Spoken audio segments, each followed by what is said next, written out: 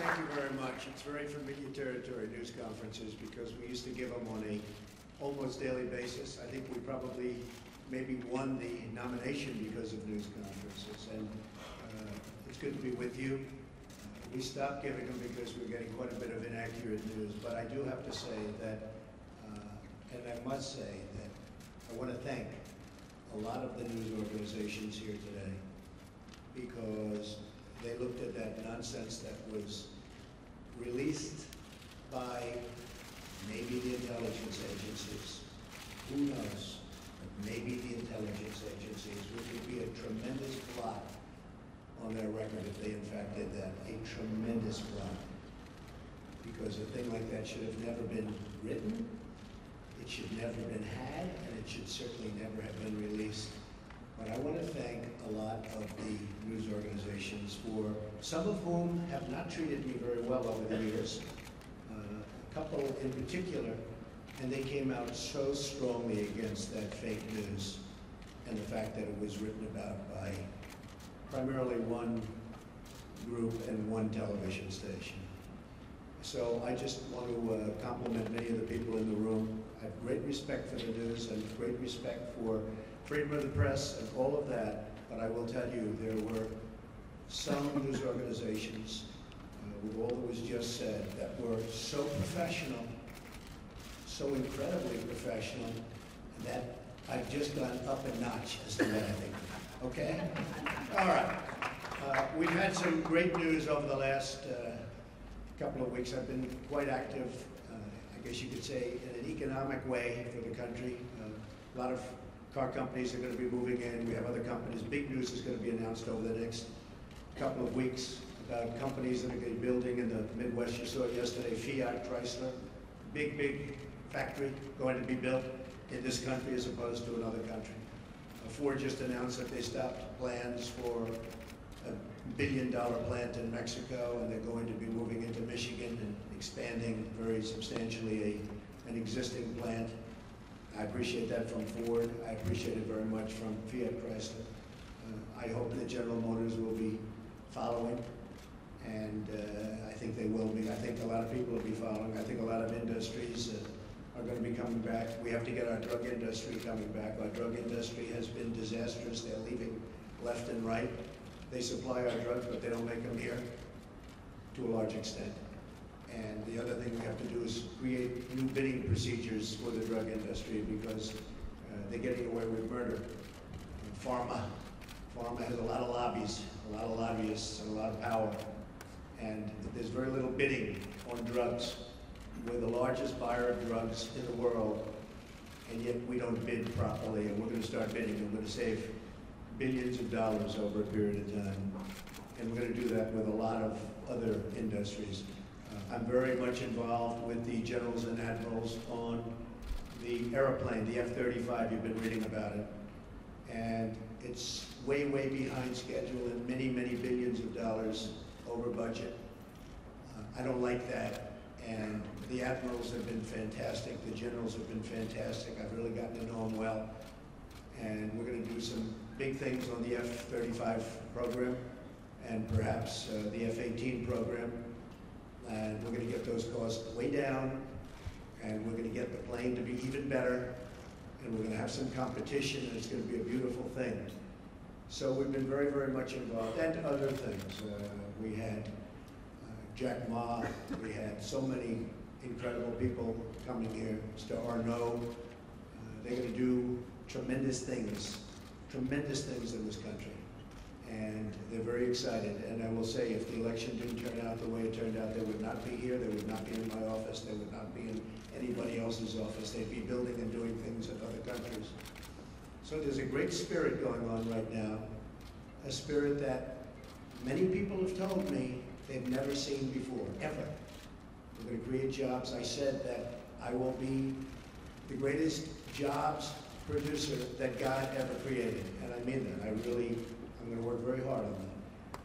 We need certain amounts of other things, including a little bit of luck, but I think we're going to do a real job, and I'm very proud of what we've done, and we haven't even gotten there yet. I look very much forward to the inauguration. It's going to be a beautiful event.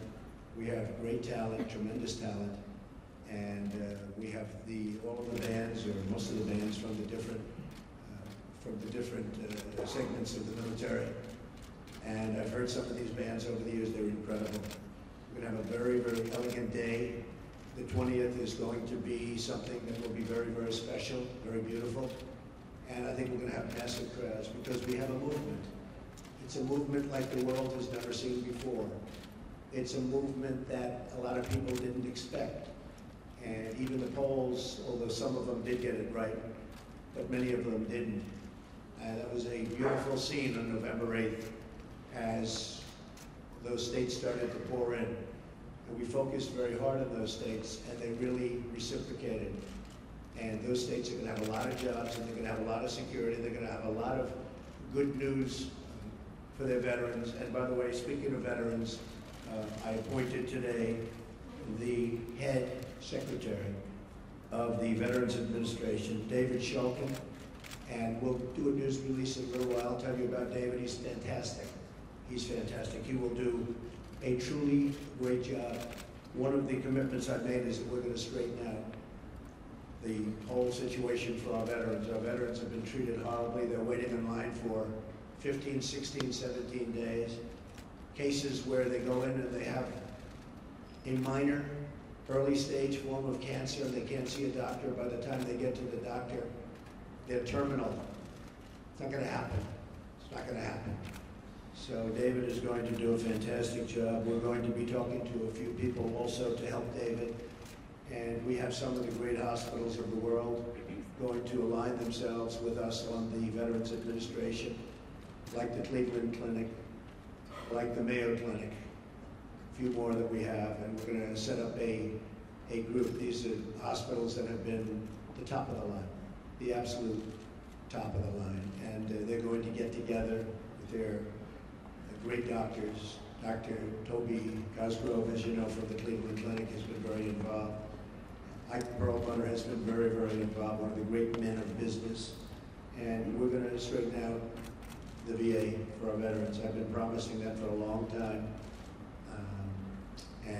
Something I feel very, very strongly. So you'll get the information on David, and I think you'll be very impressed with the job he does. We looked long and hard. We interviewed at least 100 people. Some good, some not so good, but we had a lot of talent. And we think this election will be something that will, with time, straighten it out, and straighten it out for good, because our veterans have been treated very unfairly. Okay. Questions? Yes. John? Mr. President-elect, thank you so much. Thank you. Appreciate it. A couple of aspects of the intelligence briefing that you received on Friday that we're looking for further clarification on. Sure. First of all, did the heads of the intelligence agencies provide you with a two-page summary of these unsubstantiated allegations? And secondly to that, on the broader picture, do you accept their opinion that Vladimir Putin ordered the hack of the DNC and the attempted hack of the RNC? And if you do, how will that color your attempts to build a relationship with a leader who has been accused of committing an act of espionage against the United States? These meetings, as you know, are confidential, classified, so I'm not allowed to talk about what went on in the meeting. But we had many witnesses in that meeting, many of them with us. And I will say again, I think it's a disgrace that information would be let out. I saw the information, I read the information outside of that meeting. It's all fake news, it's phony stuff. It didn't happen. And it was gotten by opponents of ours, as you know, because you reported it, and so did many of the other people. It was a group of opponents that got together, sick people, and they put that crap together. So I will tell you that not within the meeting, but outside of the meeting, somebody released it. It should never have been, number one, shouldn't have even entered paper, but it should never have been released. But I read what was released, and I think it's a disgrace. I think it's an absolute disgrace. As far as hacking, I think it was Russian, but I think we also get hacked by other countries and other people. And I can say that, you know, when we lost 22 million names and everything else that was hacked recently, they didn't make a big deal out of that. That was something that was extraordinary. That was probably China. we have much hacking going on. One of the things we're going to do, we have some of the greatest computer minds anywhere in the world that we've assembled. You saw just a sample of it 2 weeks ago up here, where we had the 6 top people in the world that were never in the same room together as a group. And we're going to put those minds together, and we're going to form a defense. And I have to say this also. The Democratic National Committee was totally open to be hacked. They did a very poor job. They could have had hacking defense, which we had. And I will give Reince Priebus credit, because when Reince saw what was happening in the world and with this country, he went out and went to various firms and ordered a very, very strong hacking defense. And they tried to hack the Republican National Committee, and they were unable to break through. We have to do that for our country. It's very important. And just to the last part of that question, when I said, how could all of this potentially color your attempts to build a better relationship with President Putin? Well, you know, President Putin and Russia put out a statement today that this fake news was indeed fake news. They said it totally never happened. Now, somebody would say, oh, of course he's going to say that. I respected the fact that he said that. And I'll be honest, I think if he did have something, they would have released it. They would have been glad to release it. I think, frankly, had they broken into the Republican National Committee, I think they would have released it, just like they did about Hillary and all of the horrible things that her people, like Mr. Podesta, said about her. I mean, what he said about her was horrible. If somebody said about me what Podesta said about Hillary, I was the boss, I would have fired him immediately, or that person, because what he said about her was horrible. But remember this, we talk about the hacking. Hacking's bad, and it shouldn't be done. But look at the things that were hacked. Look at what was learned from that hacking. That Hillary Clinton got the questions to the debate and didn't report it? That's a horrible thing. That's a horrible thing. Can you imagine that if Donald Trump got the questions to the debate, it would have been the biggest story in the history of stories. And they would have said, immediately you have to get out of the race. Nobody even talked about it. It's a very terrible thing. Yes, President-elect, can I ask you a question, sir? Thank you, Mr. President-elect.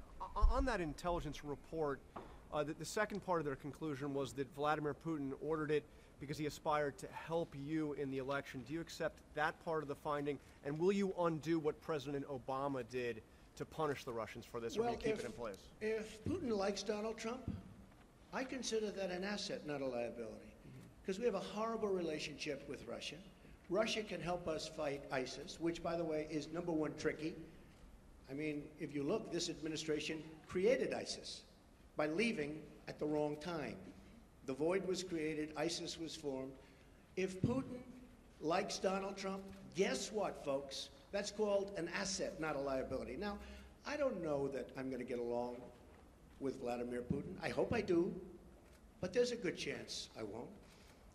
And if I don't, do you honestly believe that Hillary would be tougher on Putin than me? Does anybody in this room really believe that? Give me a break. Okay.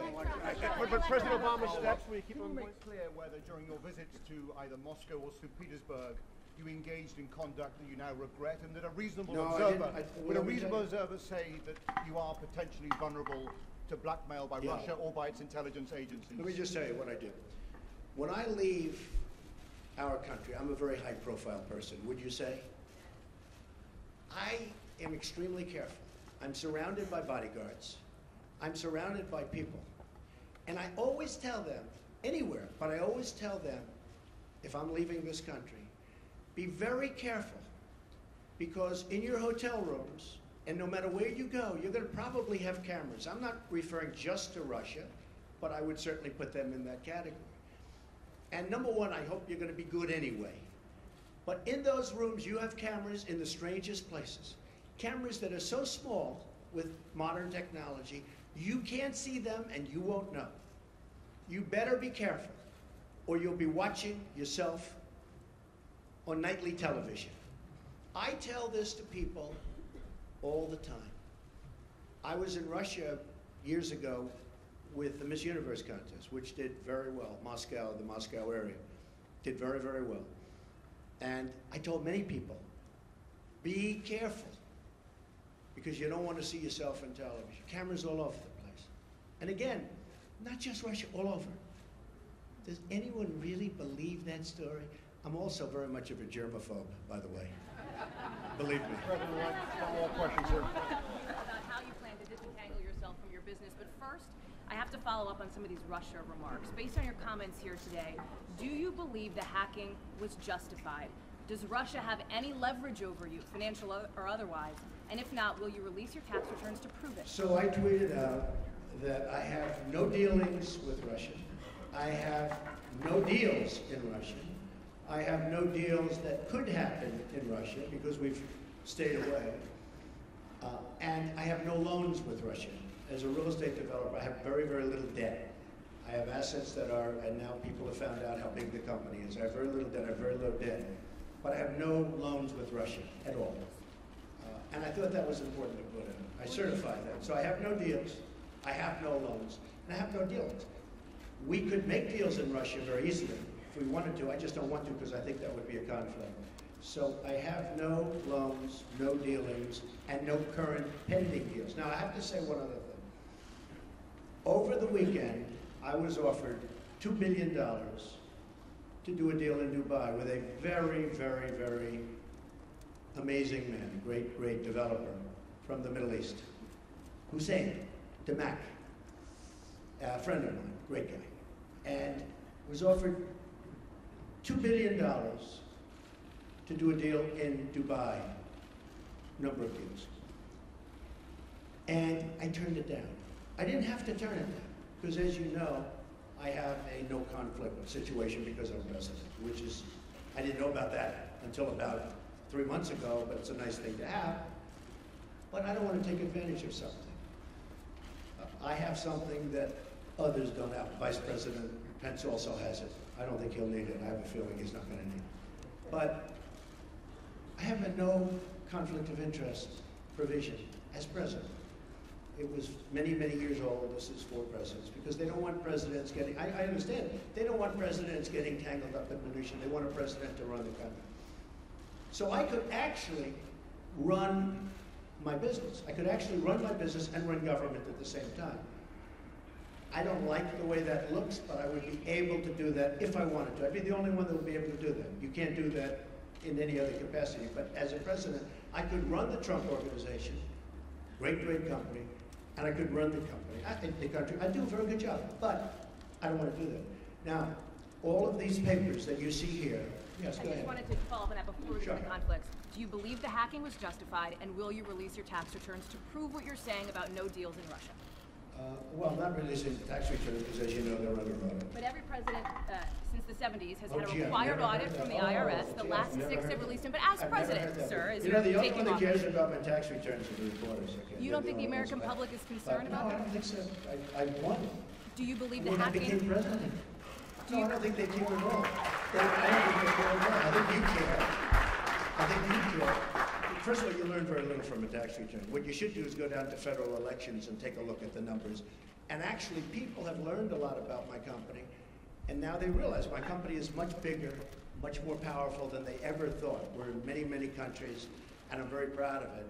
And what I'm going to be doing is my 2 sons, who are right here, Don and Eric, are going to be running the company. They are going to be running it in a very professional manner. They're not going to discuss it with me. Again, I don't have to do this. They're not going to discuss it with me.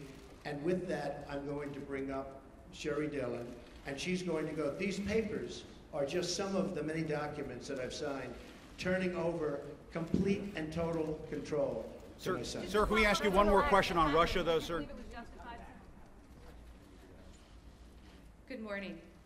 It's my honor and privilege to be here today at President-elect Trump's request. He's asked me, as you've just heard, to speak about the conflicts of interest and the steps he's taking. As you know, the business empire built by President-elect Trump over the years is massive, not dissimilar to the fortunes of Nelson Rockefeller when he became vice president. But at that time, no one was so concerned. President-elect Trump wants the American public to rest assured that all of his efforts are directed to pursuing the people's business and not his own. To that end, as he explained a few moments ago, he directed me and my colleagues at the law firm Morgan, Lewis & Bockius to design a structure for his business empire that would completely isolate him from the management of the company. He further instructed that we build in protections that will assure the American people the decisions he makes and the actions that he takes as president are for their benefit and not to support his financial interests. As he said, he's voluntarily taking this on. The conflicts of interest laws simply do not apply to the president or the vice president, and they are not required to separate themselves from their financial assets. The primary conflicts of interest statute, since some have questioned this, is Section 18 U.S.C. 208, and it's simply inapplicable by its terms. And this is not just our interpretation, it's Congress itself who made this clear in 1989 when it amended Section 18 U.S.C. 202 to state that, except as otherwise provided, the terms office and employee in Section 208 shall not include the president. Even so, President-elect Trump wants there to be no doubt in the minds of the American public that he is completely isolating himself from his business interests. He instructed us to take all steps realistically possible to make it clear that he is not exploiting the office of the presidency for his personal benefit. He also sought the guidance of individuals who are familiar with and have worked extensively in the fields of government ethics and constitutional law. Critical to the Morgan Lewis team is Fred Fielding, standing here to our side and with us today. And many of you have known him. He has served several presidents over the years, including serving as counsel to Presidents Ronald Reagan and George W. Bush, as well as serving on President George H.W. Bush's Commission on Federal Ethics Law Reform, and he also held the position of Vice Chair of the Ethics Resource Center. Mr. Fielding has been extensively involved with and approved this plan. He's here today to support the plan, and he will continue to provide guidance as the plan is implemented and as Eric, Don, along with others, take over management of the Trump Organization. I'm going to detail some of the extraordinary steps now that the President-elect is taking. First, President-elect Trump's investments in business assets, commonly known as the Trump Organization, comprising hundreds of entities, which again, if you all go and take a look at his financial disclosure statement, the pages and pages and pages of entities have all been or will be conveyed to a trust prior to January 20th. Here is just some of the paperwork that's taking care of those actions. Second, through the trust agreement, he has relinquished leadership and management of the Trump Organization to his sons, Don and Eric, and a longtime Trump executive, Allen Weisselberg. Together, Don, Eric, and Allen will have the authority to manage the Trump Organization and will make decisions for the duration of the presidency without any involvement whatsoever by President-elect Trump. Further, at the President-elect's direction, the trust agreement provides to ensure the Trump Organization continues to operate in accordance with the highest and legal ethics standards, an ethics advisor will be appointed to the management team. The written approval of the ethics advisor will be required for new deals, actions, and transactions that could potentially raise ethics or conflicts of interest concerns. President-elect Trump, as well as Don, Eric, and Allen, are committed to ensuring that the activities of the Trump Organization are beyond reproach and cannot be perceived to be exploitive of the office of the presidency. President-elect Trump will resign from all officer and other positions he holds with the Trump Organization entities. Further, in addition, his daughter Ivanka will have no further involvement with or management authority whatsoever with the Trump Organization. As she and Jared move their family to D.C., Ivanka will be focused on settling her children into their new homes and their new schools. The President-elect has also already disposed of all of his investments in publicly traded or easily liquidated investments. As a result, the trust will have two types of assets. First, it will hold liquid assets, cash, cash equivalents, and treasuries, and perhaps some positions in a government-approved diversified portfolio, one that is consistent with the regulations from the Office of Government Ethics. Second, the trust is going to hold his pre-existing, illiquid, but very valuable business assets, the ones that everyone here is familiar with. Trump owned, operated, and branded golf clubs, commercial rental property, resorts, hotels, rights to royalties from pre-existing licenses of Trump Marks, Productions, and Goods. So things like Trump Tower, Mar-a-Lago, all of his other business assets, 40 Wall Street, will all be in the trust. Through instructions in the trust agreement, President-elect Trump first ordered that all pending deals be terminated. This impacted more than 30 deals, many of which were set to close by the end of 2016. As you can well imagine, that caused an immediate financial loss of millions of dollars, not just for President-elect Trump, but also for Don, Ivanka, and Eric. The trust agreement, as directed by President Trump, imposes severe restrictions on new deals. No new foreign deals will be made whatsoever during the duration of President Trump's presidency. New domestic deals will be allowed, but they will go through a vigorous vetting process.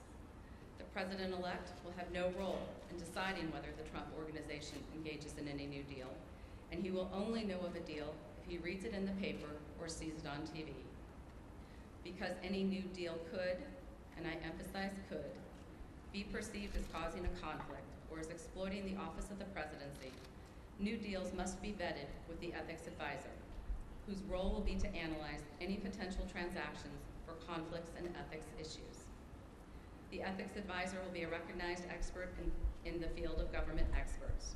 Again, his role will be to scrutinize the new deals and the actions, and any new deal must receive written approval. To further reinforce the wall that we are building between President-elect Trump and the Trump Organization, President-elect Trump has ordered, through his trust agreement, to sharply limit his information rights. Reports will only be available and reflect profit and loss on the company as a whole. There will be no separate business-by-business accounting. Another step that President-elect Trump has taken is he created a new position at the Trump Organization, the position of Chief Compliance Counsel, whose responsibility will be to ensure that the Trump businesses, again, are operating at the highest levels of integrity and not taking any actions that could be perceived as exploiting the office of the presidency. He has also directed that no communications of the Trump Organization, including social media accounts, will reference or be tied to President-elect Trump's role as President of the United States or the office of the presidency. In sum, all of these actions, complete relinquishment of management, no foreign deals, ethics advisor approval of deals, sharply limited information rights, will sever President-elect Trump's presidency from the Trump Organization. Some have asked questions. Why not divest? Why not just sell everything? Form a blind trust. And I'd like to turn to addressing some of those questions now. Selling, first and foremost, would not eliminate possibilities of conflicts of interest. In fact, it would exacerbate them. The Trump brand is key to the value of the Trump Organization's assets. If President-elect Trump sold his brand, he would be entitled to royalties for the use of it, and this would result in the trust retaining an interest in the brand without the ability to assure that it does not exploit the office of the presidency. Further, whatever price was paid would be subject to criticism and scrutiny. Was it too high? Is there pay for play? Was it too much paid to curry favor with the president-elect? And selling his assets without the rights to the brand would greatly diminish the value of the assets and create a fire sale. President-elect Trump should not be expected to destroy the company he built. This plan offers a suitable alternative to address the concerns of the American people. And selling the entire Trump Organization isn't even feasible. Some people have suggested that the president-elect sell the business to his adult children. This would require massive third-party debt, sourced with multiple lenders whose motives and willingness to participate would be questioned and undoubtedly investigated. And if the president-elect were to finance the sale himself, he would retain the financial interest in the assets that he owns now. Some people have suggested that that President-elect Trump could bundle the assets and turn the Trump Organization into a public company. Anyone who's ever gone through this extraordinarily cumbersome and complicated process knows that it is a non-starter. It is not realistic, and it would be inappropriate for the Trump Organization. Some people have suggested a blind trust. but you cannot have a totally blind trust with operating businesses. President Trump can't unknow he owns Trump Tower, and the press will make sure that any new developments at the Trump Organization are well publicized. Further, it would be impossible to find an institutional trustee that would be competent to run the Trump Organization. The approach he is taking allows Don and Eric to preserve this great company and its iconic assets. And this approach is best from a conflicts and ethics perspective. It creates a complete separation from President-elect Trump and separates him and prevents him from participating in the business, imposes strict limits on what the trustees can do, and requires the assent of any ethics advisor to a new deal. I'm going to turn to one last topic today that has been of interest lately, called emoluments. That's a word I think we've all become familiar with and perhaps had not heard before. And we're going to describe some other actions the President-elect Trump is taking to avoid even the appearance of a conflict. Emoluments comes from the Constitution. The Constitution says officials may not accept gifts, titles of nobility, or emoluments from foreign governments with respect to their office, and that no benefit should be derived by holding an office. The so-called emoluments clause has never been interpreted, however, to apply to fair value exchanges that have absolutely nothing to do with an office holder. No one would have thought when the Constitution was written that paying your hotel bill was an emolument. Instead, it would have been thought of as a value for value exchange, not a gift, not a title, and not an emolument. But since President-elect Trump has been elected, some people want to define emoluments to cover routine business transactions, like paying for hotel rooms. They suggest that the Constitution prohibits the businesses from even arm's-length transactions that the President-elect has absolutely nothing to do with and isn't even aware of. These people are wrong. This is not what the Constitution says. Paying for a hotel room is not a gift or a present, and it has nothing to do with an office. It's not an emolument. The Constitution does not require President-elect Trump to do anything here. But just like with conflicts of interests, he wants to do more than what the Constitution requires. So President-elect Trump has decided, and we are announcing today, that he is going to voluntarily donate all profits from foreign government payments made to his hotels to the United States Treasury. This way, it is the American people who will profit. In sum, I and President-elect's other advisors at Morgan Lewis have determined the approach we've outlined today will avoid potential conflicts of interest or concerns regarding exploitation of the office of the presidency without imposing unnecessary and unreasonable losses on the President-elect and his family. We believe this structure and these steps will serve to accomplish the President-elect's desire to be isolated from his business interests and give the American people confidence that his sole business and interest is in making America great again, bringing back jobs to this country, securing our borders, and rebuilding our infrastructure. The American people were well aware of President-elect Trump's business empire and financial interests when they voted. Many people voted for him precisely because of his business success. President-elect Trump wants to bring this success to all Americans. Thank you. Mr.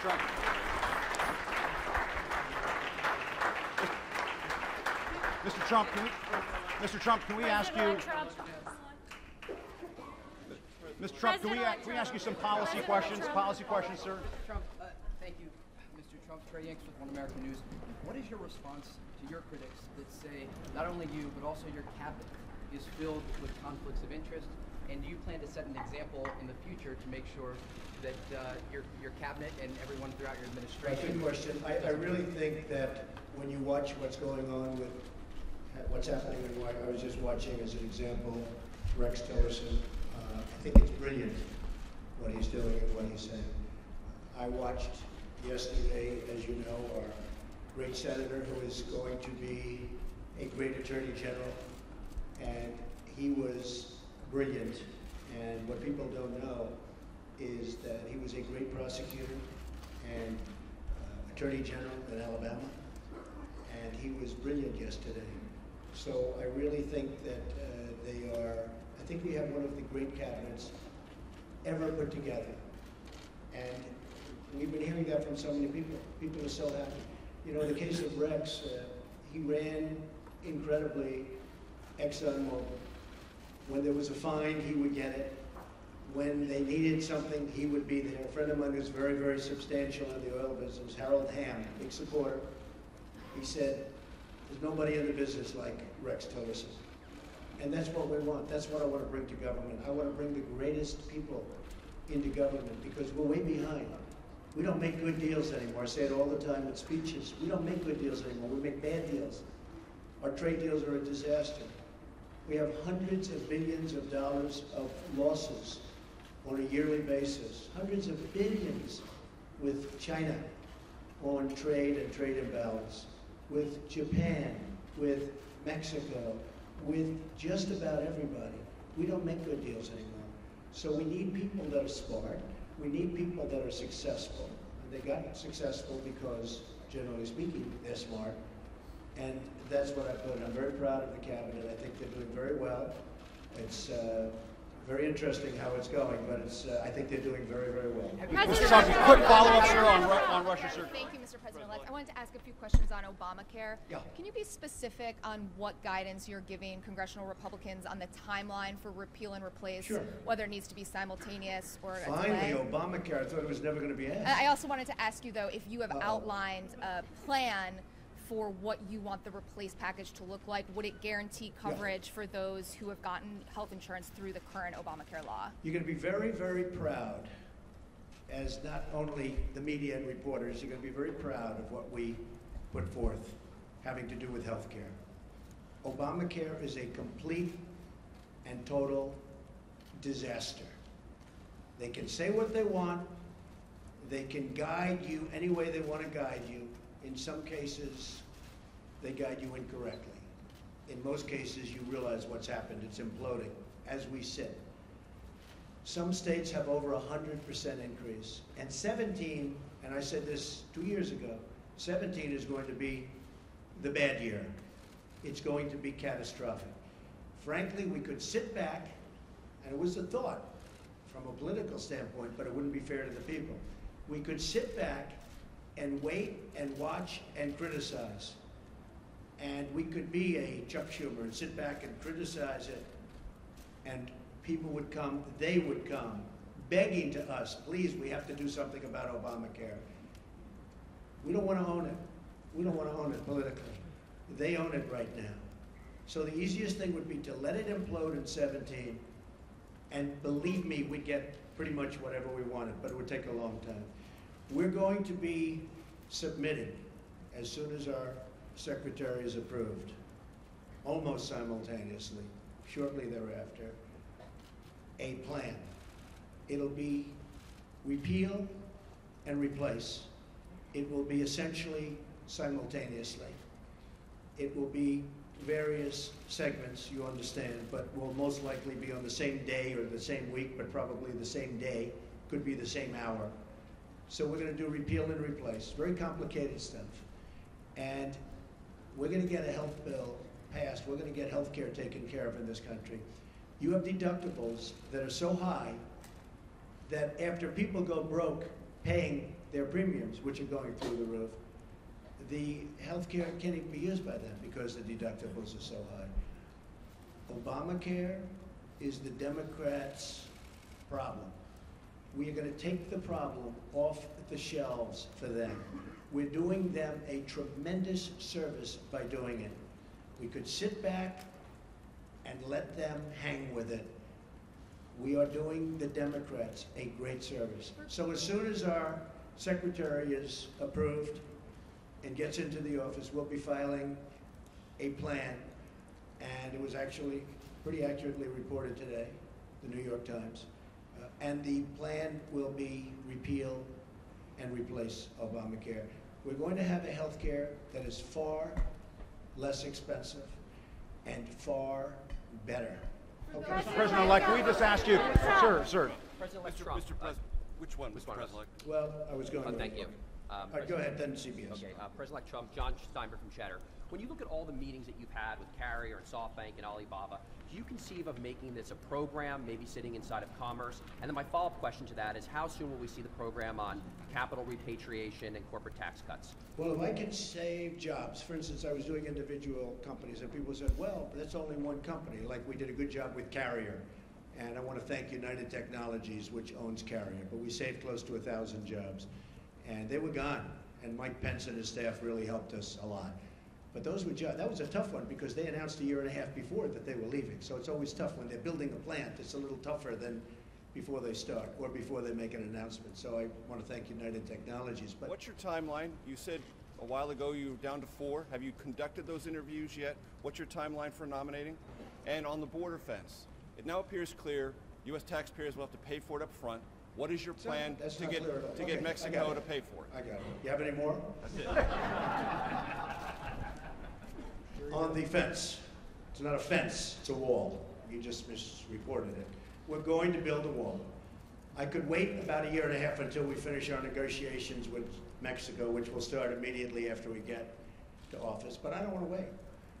Mike Pence is leading an effort to get final approvals through various agencies and through Congress for the wall to begin. I don't feel like waiting a year or a year and a half. We're going to start building.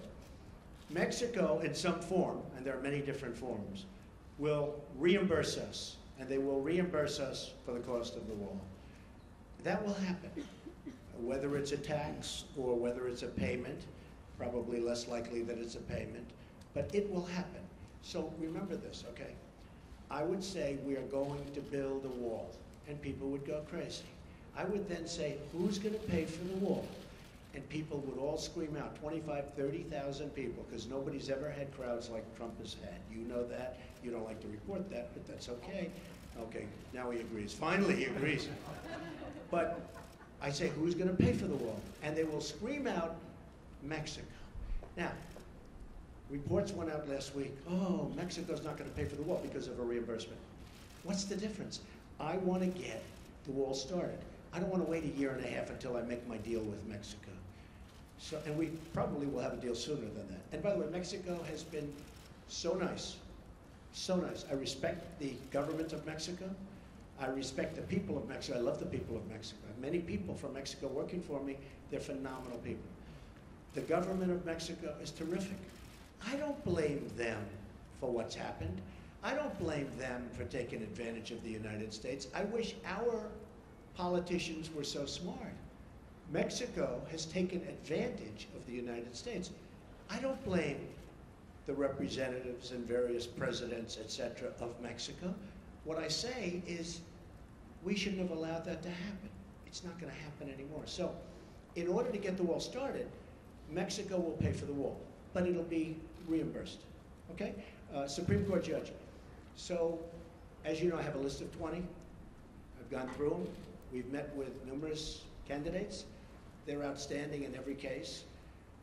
They were largely recommended and highly recommended by Federalist Society. Jim DeMint was also very much involved in his group, which is fantastic, and he's a fantastic guy. So between Leo and Jim DeMint and some senators and some Congress people, we have a great group of people. I'll be making the decision on who we will put up for Justice of the United States Supreme Court, a replacement for the great, great Justice Scalia. That will be probably within 2 weeks of the 20th. So within about 2 weeks, probably the second week. I consider the first day because we'll also be doing some pretty good signings. And I think what we'll do is we'll wait till Monday. That will be our really first business day as opposed to doing it on Friday, because on Friday people are going to have a very good time at the inauguration. And then Saturday, as you know, we're having a big church service and lots of good things are happening. So our first day, and you'll all be invited to the signings, but we'll be doing some pretty good signings on Monday and Tuesday and Wednesday and Thursday and Friday, and then also the next week. And you're all invited. But on the Supreme Court, I'll be making that decision, and it'll be a decision which I very strongly believe in. I think it's one of the reasons I got elected. I think the people of this country did not want to see what was happening with the Supreme Court. So I think it was a very, very big decision as to why I was elected. Mr. President-elect. tweet that you had this morning about are we living in Nazi Germany? What were you driving at there? What are you trying to tell the I think it was disgraceful that the intelligence agencies allowed any information that turned out to be so false and fake out. I think it's a disgrace.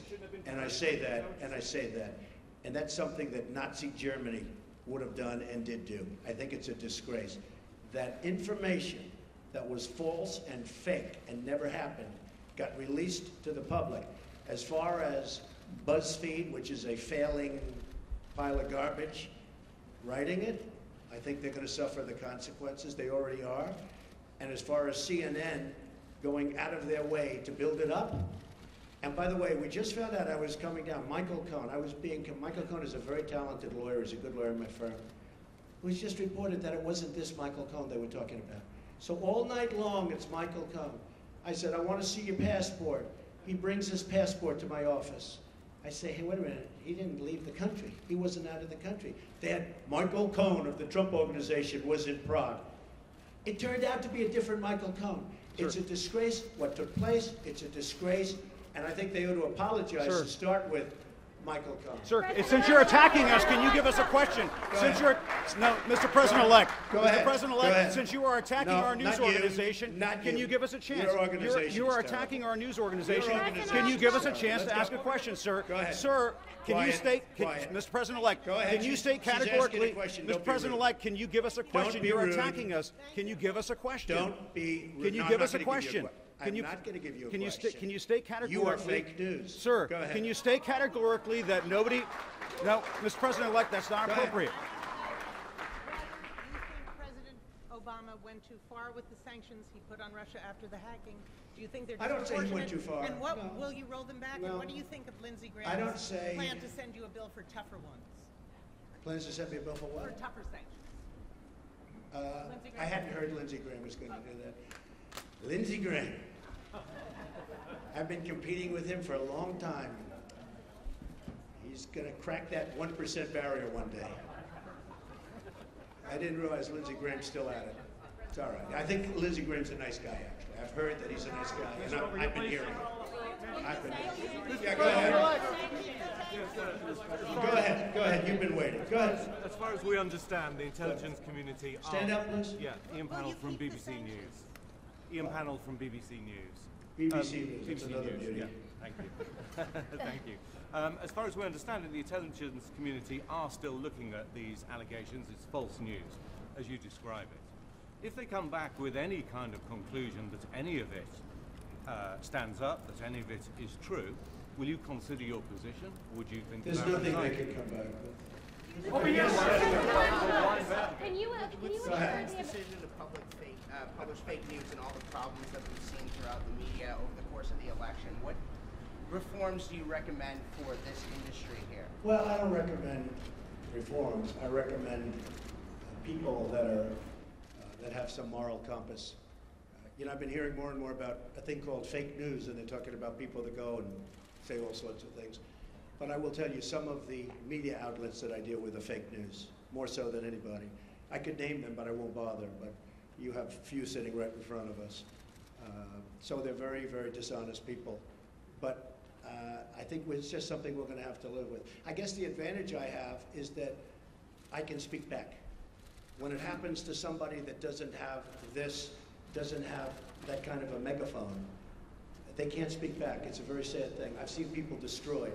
I've seen people absolutely destroyed, and I think it's very unfair. So all I can ask for is honest reporters, yes. Mr. President, I just want to follow up on the questions about the U.S. intelligence community and be very clear about what you're saying. Do you trust your U.S. intelligence officials, and what do you say to foreign policy experts who say you're actually weakening national security by waging this war of words against that community? Intelligence agencies are vital and very, very important. We are going to be putting in, as you know, Mr. Pompeo and others, you know the Senator, Dan Coates, we're going to be putting in some outstanding people. Within 90 days, they're going to be coming back to me with a major report on hacking. I want them to cover this situation. I also want them, however, to cover maybe most importantly, because we're hacked by everybody. You know, the United States our government, out of a list of 17 in terms of industries, is the worst. It's number 17 in terms of protection. If you look at the retail industry, if you look at the banking industry, various industries, out of 17 industries, they put this in the category of an industry, the United States is last in terms of protecting, let's say, hacking defense. Like, we had a great hacking defense at the Republican National Committee. That's why we weren't hacked. By the way, we were told they were trying to hack us, but they weren't able to hack. And I think I get some credit because I told Reince, and Reince did a phenomenal job, but I said, I want strong hacking defense. The Democratic National Committee didn't do that. Maybe that's why the country runs so badly that way. But I will tell you, wait, let me finish. Within 90 days, we will be coming up with a major report on hacking defense. How do we stop this new phenomena, fairly new phenomena? Because the United States is hacked by everybody. That includes Russia and China and everybody. Everybody. Okay.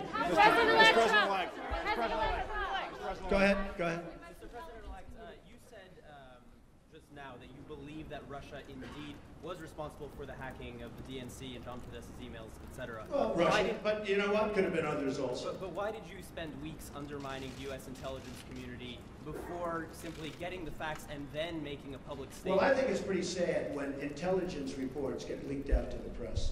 I think it's pretty sad. First of all, it's illegal. You know, these are classified and certified meetings and reports. I'll tell you what does happen. I have many meetings with intelligence, and every time I meet, people are reading about it. Somebody's leaking it out. So then I said, maybe it's my office. Maybe my office. Because I have a lot of people, a lot of great people. Maybe it's them. And what I did is I said, I won't tell anybody. I'm going to have a meeting, and I won't tell anybody about my meeting with intelligence. And what happened is I had my meeting. Nobody knew, not even Rona, my executive assistant for years. She didn't know, I didn't tell her. Nobody knew. The meeting was had, the meeting was over, they left, and immediately the word got out that I had a meeting. So, I don't want that. I don't want that. It's very unfair to the country. It's very unfair to our country, what's happened. That report should have never, first of all, it shouldn't have been printed because it's not worth the paper it's written on. And I thank the New York Times for saying that. I thank a lot of different people for saying that.